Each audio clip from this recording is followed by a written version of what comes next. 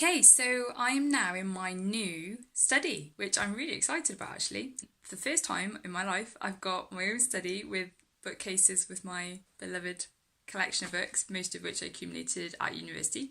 But I'm really excited because I feel like I'm in a better space where I can talk about all kinds of writers that I love. And what I'm going to be vlogging a series of study vlogs on is this book, Elizabeth Gaskell's North and South. I'm teaching this from September to year 12, can't wait. So perhaps you're a student, perhaps you're studying this book as well. I hope these vlogs are helpful for you to get a handle on the book, really weighs into reading it and understanding it in the context that it was written. I studied English at Oxford University, and Victorian literature was my favourite module of all. I loved it. I did it in the first year, and then I ended up choosing Charles Dickens and George Eliot as two of my special authors that I zoomed in on, if you like, in my third year. And I just find Victorian literature such an intriguing mass of contradictions, of ideas, of philosophy, religion, science. You know, it's all in the Victorian era, it's all there. And so whilst for students this text can seem a little bit intimidating, you know, not many people have heard of Elizabeth Gaskell. She's not as much of a household name as Charles Dickens, Charlotte Bronte, for example. So a lot of people are unfamiliar with her work, and she did write for Dickens's Household Words, serially publishing her work. North and South was one of those works, and she wrote a number of novels and short stories in her time, and she was very much a writer who earned her own keep and supported herself as a writer. Now, today I'm going to introduce some schools of critical thought about this novel. I'm basing a lot of this on Patsy Stoneman's book about Elizabeth Gaskell. And Patsy Stoneman is a feminist critic, and she's very much reading Elizabeth Gaskell's work as a whole in the light of certain feminist schools of thought, and also judging it by other schools of thought as well. So I'm going to give you an introduction really to some of these key ideas that I think will help you to understand Gaskell and where she's coming from when she's writing North and South. Okay, so when you look at the front cover for North and South, what you can see here is an industrial landscape, and in the foreground there's a kind of pastoral scene of a field with some animals and a man and a woman looking on at the scene.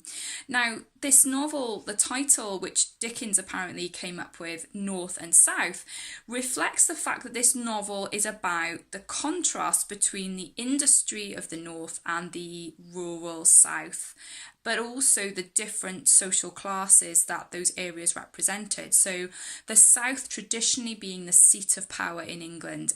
The South is where London is, the South is where a lot of aristocratic wealth lies, and the North is this kind of beast that's come out of the Industrial Revolution with cotton mills, factories, coal mines, a new kind of merchant class. The mill owners, the factory owners, they don't fit into these kind of neat categories that the Victorians loved, such as, you know, a gentleman would be someone who had traditionally inherited wealth or moved in certain social circles, and these new factory owners don't really fit easily into any social categories. Now, what I think is absolutely crucial to understand about Elizabeth Gaskell is that she is essentially a middle-class woman who goes into all social spheres, and she is the wife of a Unitarian minister, and as a minister's wife she is very active in her community in Manchester. So Gaskell was really unusual for women of her day in that she did not seem to hold the same social distinctions as most women would have done and been trained to do from an early age. Gaskell rubbed shoulders with her own servants. She even counted them as friends, had them to stay with her after they'd moved on to work for other people. She interacted with lots of working class families. She went into their homes. She conversed with them. She was very practically hands-on in her community and in the very real poverty and the needs that were surrounded her at that time. She was not really restricted to the traditional domestic sphere that women often were in the Victorian era.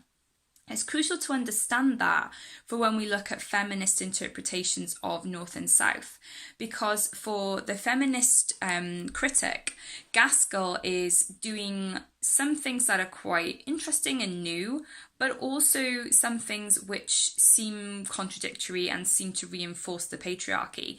And so there's a lot of interesting ways that we can read Gaskell in the light of those things.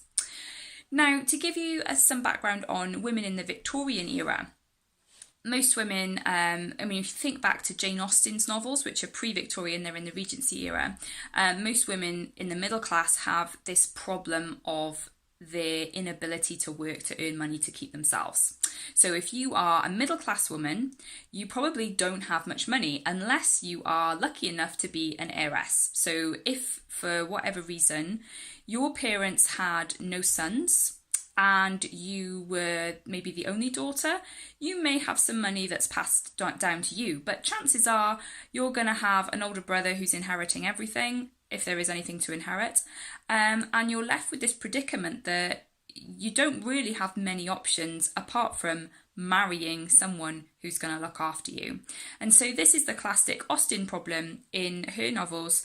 You've got women who are educated to a certain degree, women who aren't going to be working class women, they're not going to start being servants, but they can't actually support themselves economically. And so marriage is very much one of the only respectable means for a woman to be economically stable. Now, by the time that Gaskell's writing, women, like in Charlotte Bronte's Jane Eyre, can be governesses. They can work in schools and educational facilities. They can obviously do a range of working class roles as well.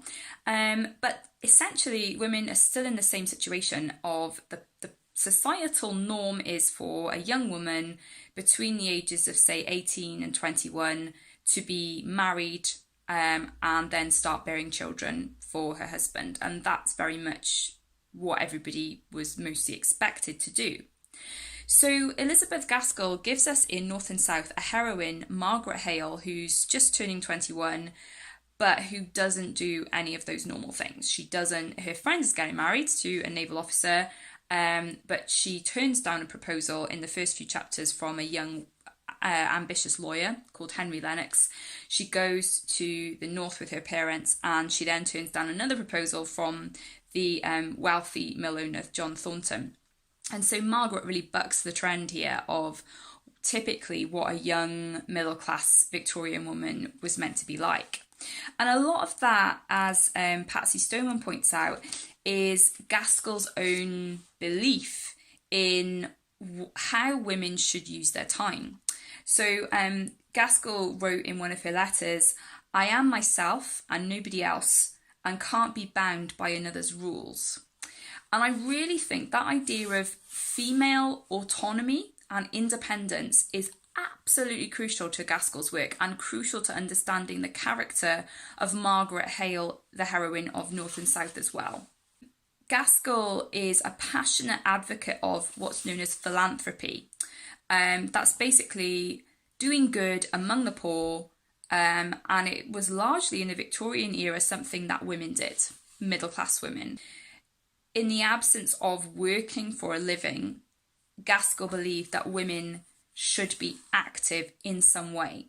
And this is where the sort of theories of Mary Wollstonecraft, who was writing back in the late 18th century, the theories of Mary Wollstonecraft were that women's intellectual abilities were essentially stifled from the lack of stimulation that they were given. So she describes women as being like birds in gilded cages. You know, we all know that birds are not meant to be in cages, they're meant to fly.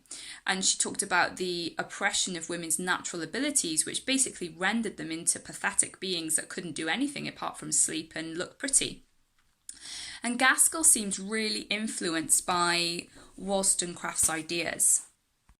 Stoneman writes, "The person Elizabeth Gaskell pities is the one with nothing to do." And so she shows through Margaret Hale that a woman is supposed to be active in her community and not just be, lying on a sofa like Edith, falling asleep from page 1 in the novel. And this goes with Elizabeth Gaskell's religious views, because in Unitarian Christianity, they believed in reason and individual responsibility.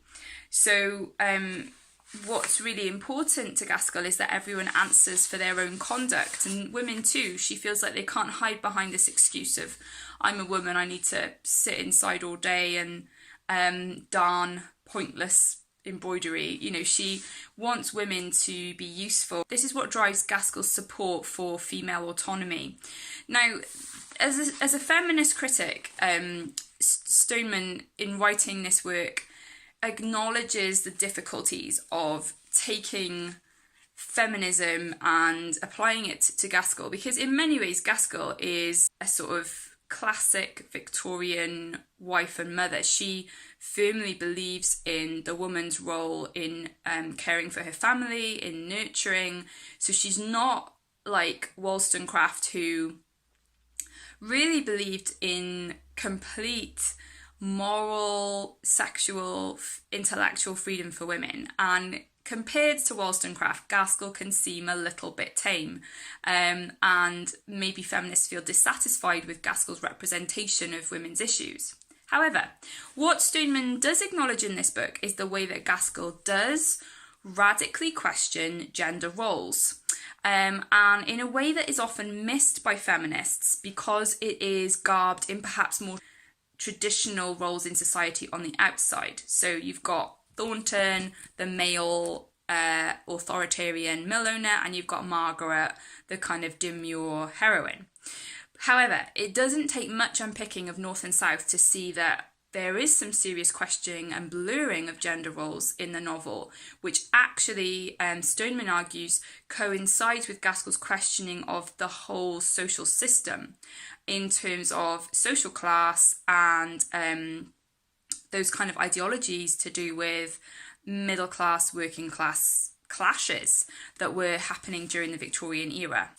Now, I think if we are to understand Gaskell's fundamental moral value, it is this. This is talking about one of her characters, Tom Fletcher. The qualities he has are the courage with which he dared to do what was right, and the quiet firmness with which he bore many kinds of pain. This is Gaskell's values in a nutshell. The courage to do what's right and the firmness to bear pain. And I think we see that in Margaret Hale, John Thornton, all of the characters who are admirable in North and South would have that value. Now, an important thing to understand is that at the Victorian era, lots of people were writing books for women about how they should behave. These were called conduct books, and they were kind of like manuals on dressing properly, eating properly, speaking properly, acting in a decorous manner. And I think Gaskell shares Wollstonecraft's disdain for those kind of books for women. So Wollstonecraft said that conduct books render women more artificial, weak characters than they would otherwise have been. They degrade one half of the human species and render women pleasing at the expense of every solid virtue. And I think that's definitely something that Gaskell does agree with. So Gaskell's feminist message, if you like, is that individual women need to strengthen their sense of autonomy, their power to act and speak. Now, in the Victorian era, there was a lot of separation of men and women. So men were seen as being in the public sphere, so outside the home, working, bringing in the money. Women were seen as domestic beings, you know, the angel in the house of Coventry Patmore's famous poem, the woman who stays within the four walls, the safety of her domestic environment, and purifies it for her male counterparts and cares for them. And the Gaskells, both of them, saw this ideology as fundamentally harmful. Stoneman writes this: to the Gaskells, who saw reason and love as equally necessary for humanity, the doctrine of separate spheres which assigned reason to men and love to women was a denial of full humanity to both. And so what Gaskell actually shows us is that men need to be more tender and more loving, and women need to be braver and more independent for both sexes to fully realise who they are. Now, to Marxist critics, people writing in the 1950s, looking at literature through the lens of communism and Marxist ideals, they look at the social problem novels such as North and South and find them lacking. They look at these kind of novels which show the kind of class warfare that's going on between the middle classes and the working classes, and yet they feel dissatisfied at the lack of any concrete resolution to it and any sense of victory or moral victory. Now, what Stoneman suggests is that to view the novel purely through an industrial lens is wrong, because actually the gender viewpoint is equally as important as the industrial one. And so she writes this: Marxist theory is that work relations alone provide the fundamental structures of society. Feminist theory affirms that gender relations are at least of equal, if not primary, importance, and that any intelligent analysis of society or literature must orientate itself on not one but two axes of explanation. So North and South offers a sharper analysis by seeing class and gender as axes which intersect rather than coincide. Its male protagonists of both classes are shown as conditioned by masculine codes of conduct which privilege aggression and inhibit tenderness. While Thornton enacts the masculine lie that judgment must not be swayed by sentiment, Margaret acts the feminine lie that modesty overrides all other virtues. And so Gaskell is fundamentally questioning why class struggle is always aggressive. And so in the famous scene with the strike workers, where Margaret just happens to be in Thornton's mill at the time when the strike workers angrily baying for Thornton's blood because he's imported Irish hands to replace them. In that scene, there is a sense that the workers are degraded into violent bestiality. But the reason they're portrayed as that is not because they're working class, but because of their refusal to communicate and to speak. And equally, Thornton is seen as guilty of this too, because instead of actually reasoning with them, he wants to send in the soldiers to show them reason, which obviously means violently beating them until they run away. So there's a self-perpetuating cycle in which Thornton's refusal to speak creates an adversary. And what Margaret does is insists upon communication and speaking. And this is what I think Gaskell's real pushes for. She's not trying to overturn social structure. She's not trying to say, oh, if we just talk to one another, all this will go away. She's not saying that. She's not naive enough to think that. She's had enough conversations with both masters and men to know that that's not going to happen. But she does think that the animosity would be lessened if the working class and middle class would see each other as human beings and interact as such with the basic respect that common humanity gives. Now, this being said, it is also important to note that Gaskell sees the oppression that those in power often wield over those in their care. And Stoneman comments how the church, the universities, the law, the army, the navy, and the employers are all exposed as complacent, self-seeking, and inhumane in this book.